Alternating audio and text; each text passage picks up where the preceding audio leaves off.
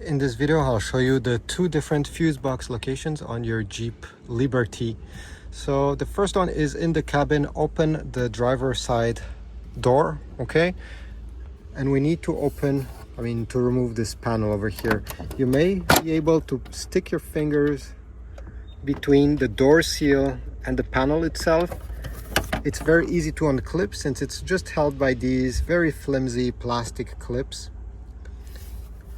On this cover, you're going to be able to find the fuse box diagram.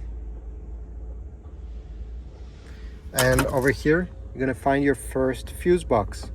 You may have to open the door completely to have a full access. Now, to find the second fuse box, we need to pop the hood.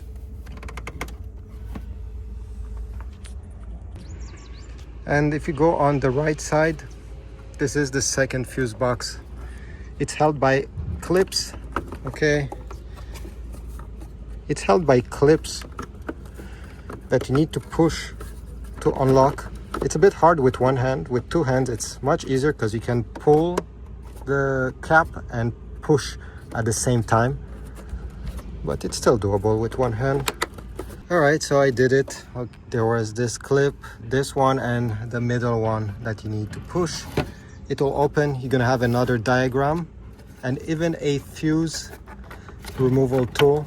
That's really nice. Not every company is including one. So here's your fuse box. These are some relays, and if you want to pick one, you simply go like this and you pull it out. You can also use the same tool to put it back.